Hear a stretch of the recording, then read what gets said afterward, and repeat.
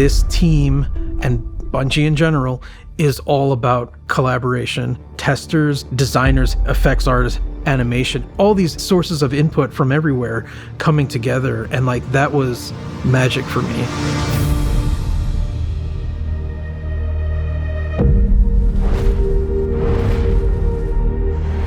The final shape, it felt a little like a love letter at times. We really thought about bringing that forward to the weapons. Like Kvostov, it's the first gun you get. There has to be the narrative bookends of the first gun I got in the game. It's here in the Pale Heart. It's like this old friend returned. How do you make this thing really good and really powerful without making it not what it is? And that was really challenging. What we ended up deciding on is it is about your skill.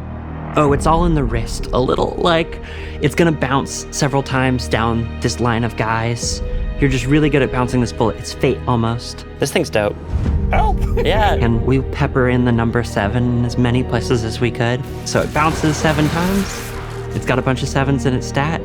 You get 7 bouncy bullets when you pick up an Orb of Power. Bungie has a long legacy of loving the number 7, and this felt like the right place for it.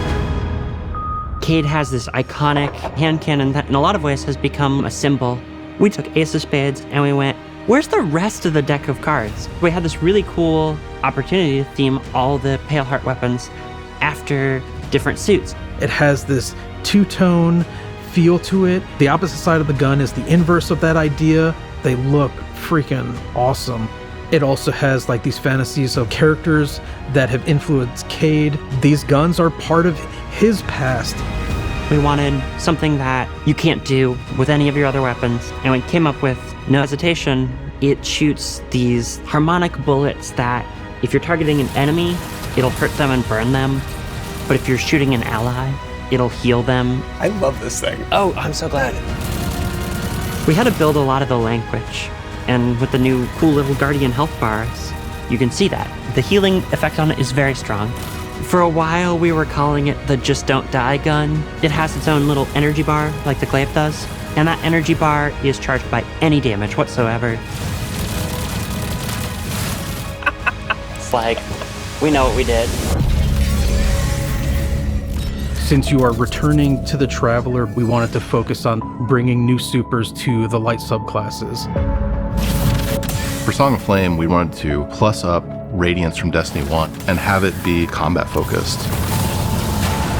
If you remember, Radiance from D1 has fire wings. We kind of ate that visual space with Dawnblade, where you've got these like awesome flame wings. In a split second, if a player sees a character solar with wings, they're going to see that it's Dawnblade. We had to come up with something different. Zach, our VFX artist, came up with the idea of this halo around you, like a medieval painting.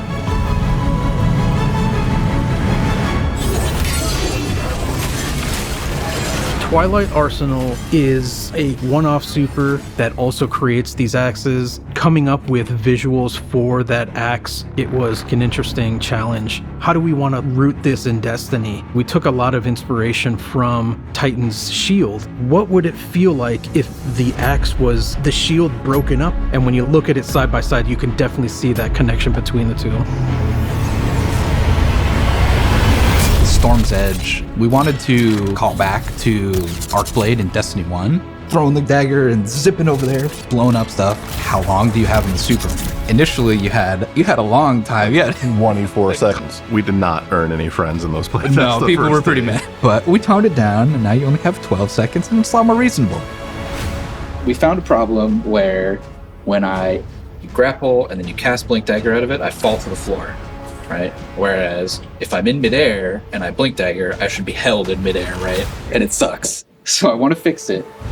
It's the things like the camera shake, the way the rumble spikes and then falls back off. We need all of our abilities to feel awesome. We want to make it so that the controller melts away. You stop thinking about what do I have to do, and instead you just inhabit your character and you don't have to think about it. The game just plays.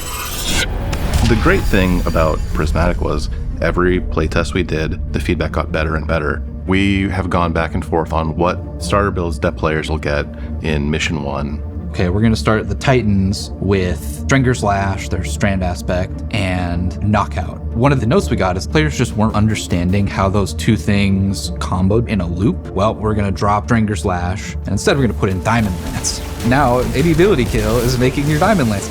Your knockout punch, hey, that makes a Diamond Lance. You throw your Diamond Lance at the floor, everything's frozen, now you can punch stuff again and get amplified with knockout. Once we made that switch, all of a sudden it clicked in players' heads. This loop becomes a lot more clear, and players were much more satisfied with their starter loadouts. At the end of the day, like, the chaos is the point. Yeah. If you aren't surprised and delighted in a way that you didn't expect, like, Yeah. This strike is probably one of the coolest strikes that we've ever released. I started my Destiny journey playing strikes. I really wanted to push the expectations of what a strike could potentially be. This strike, it's sort of a memory out of the Witness's history of its race and what its buildings may have looked like in the past.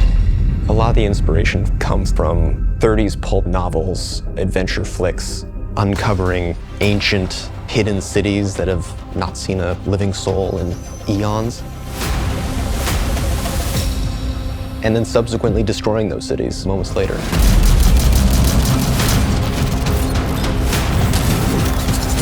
Imagine you're in a narrow hallway. You need to escape it. Lava is descending. Obstacle is coming out of the walls. You made this slide towards the closing door and you're dead. The door just closed right in front of your face, so... That happens a lot. I have 7 Gilded Conqueror titles. I want this strike to be the hardest strike we ever made. I want people to scream and cry over this strike. Oh no! And just say, how do I complete this strike on Grandmaster difficulty? And I'll be like, yes. That's kind of one of the fun parts about making a strike. There's so much freedom and creativity to do wild things, and then testing that. It's just a lot of fun, that back and forth.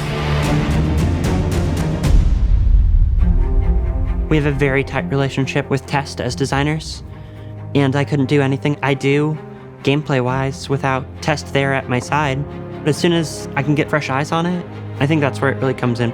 We ran a lot of play tests, and every time I would invite people, I'm like, this is final play test, but it's never final. We just can't stop.